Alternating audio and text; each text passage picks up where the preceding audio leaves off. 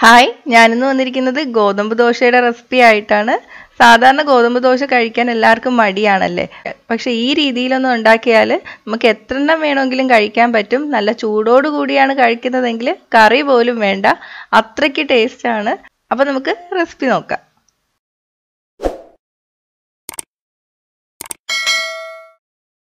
അപ്പോൾ ഇത് തയ്യാറാക്കാൻ വേണ്ടിയിട്ട് ഞാനിവിടെ 1 കപ്പ് ഗോതമ്പ് മാവാണ് എടുത്തിരിക്കുന്നത്. ഇനി ഇതിലോട്ട് 1 കപ്പ് തേങ്ങാപ്പാൽ ഒഴിച്ചു കൊടുക്കാം.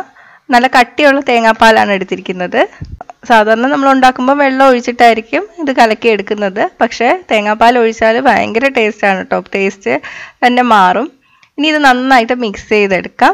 മിക്സ് ചെയ്തതിന് ശേഷം ബാക്കി നമുക്ക് വെള്ളം ഒഴിച്ചിട്ട് ദോശയുടെ കൺസിസ്റ്റൻസിയിൽ കലക്കിയെടുക്കാം. ഞാൻ ഈ ഒഴിക്കുന്ന വെള്ളത്തിൻ്റെ അളവ് പറയണില്ല, കാരണം ഓരോ മാവിനനുസരിച്ചിട്ട് വെള്ളത്തിൻ്റെ അളവ് വ്യത്യാസം വരും. അപ്പോൾ കുറച്ച് വെള്ളം ഒഴിച്ചിട്ട് ദോശയുടെ കൺസിസ്റ്റൻസിയിൽ കലക്കിയെടുക്കാം. വെള്ളം പാകത്തിന് ഒഴിച്ചു കൊടുത്തിട്ടുണ്ട്. ഇനി ഇതിലോട്ട് ആവശ്യത്തിന് ഉപ്പ് ചേർത്ത് കൊടുക്കാം. ഇപ്പോൾ കലക്കി എടുത്തിട്ടുണ്ട്. ഇനി മിക്സിയിൽ ഇട്ടിട്ട് 1 മിനിറ്റ് ഒന്ന് നന്നായിട്ട് മിക്സ് ചെയ്തെടുക്കാം. പണ്ട് ഞാൻ ഗോതമ്പ് ദോശ ഉണ്ടാക്കുമ്പോൾ മിക്സിയിൽ ഇട്ടിട്ടൊന്നും അടിക്കില്ലായിരുന്നു, കൈ കൊണ്ട് ഒന്ന് കലക്കി എടുത്തിട്ട് ചുട്ടെടുക്കുമായിരുന്നു. പക്ഷെ ഒരു ദിവസം മിക്സിയിൽ അരച്ചിട്ട് ചുട്ടെടുത്തപ്പോൾ നല്ല കട്ടി കുറഞ്ഞ ദോശ ഉണ്ടാക്കിയെടുക്കാൻ പറ്റും. ഇപ്പം മിക്സിയിൽ അടിച്ചെടുത്തിട്ടുണ്ട്. അപ്പോൾ ഉപ്പൊക്കെ കറക്റ്റാണ്. നമുക്ക് ഇത് ചുട്ടെടുക്കാം. അതിന് വേണ്ടിയിട്ട് പാൻ ചൂടാക്കാൻ വയ്ക്കുക. പാൻ ചൂടായിട്ട് വരുമ്പോൾ എണ്ണ തേച്ച് കൊടുക്കുക. ഞാനിവിടെ സൺഫ്ലവർ ഓയിലാണ് തേച്ചത്. സാധാരണ ദോശയ്ക്ക് നമ്മൾ നല്ലെണ്ണ തേക്കുമല്ലേ, പക്ഷെ ഗോതമ്പ് ദോശ ചൂടുമ്പോൾ നല്ലെണ്ണ തേക്കരുത്. ഈ നല്ലെണ്ണ തേക്കരുതെന്ന് എൻ്റെ അമ്മയുടെ അടുത്ത് ഒരു ആയുർവേദ ഡോക്ടർ പറഞ്ഞതാണ്. നല്ലെണ്ണയും ഗോതമ്പും കൂടെ കഴിക്കുന്നത് കണ്ണിന് നല്ലതല്ല എന്ന് പറഞ്ഞു. അപ്പം അങ്ങനെ ആരെങ്കിലും യൂസ് ചെയ്യുന്നുണ്ടെങ്കിൽ ഇനി ഗോതമ്പ് ദോശ ചൂടുമ്പോൾ സൺഫ്ലവർ ഓയിലോ അല്ലെങ്കിൽ വേറെ ഏതെങ്കിലും എണ്ണ ഉപയോഗിക്കാം. ഇനി നമുക്ക് ഇതിലോട്ട് 1 തവി മാവ് ഒഴിച്ചിട്ട് പരത്തിയെടുക്കാം.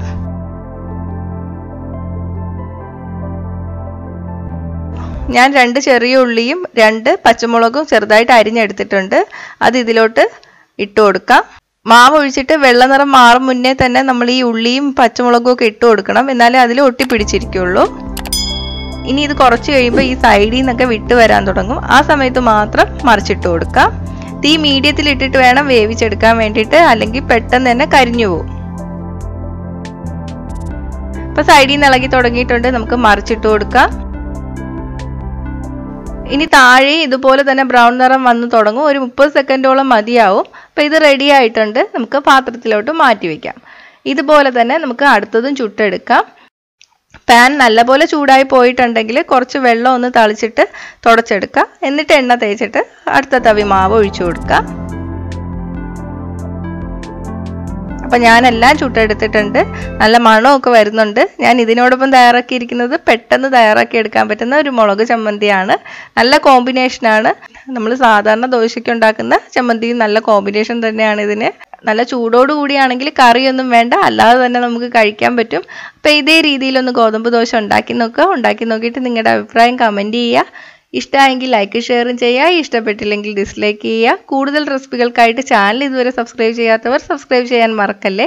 കൂടെ അടുത്തുള്ള ബെൽ ബട്ടൺ ക്ലിക്ക് ചെയ്തതിന് ശേഷം ഓൾ നോട്ടിഫിക്കേഷൻ സെലക്ട് ചെയ്യുക. അപ്പോൾ അടുത്തൊരു റെസിപ്പി ആയിട്ട് കാണാം. ബൈ.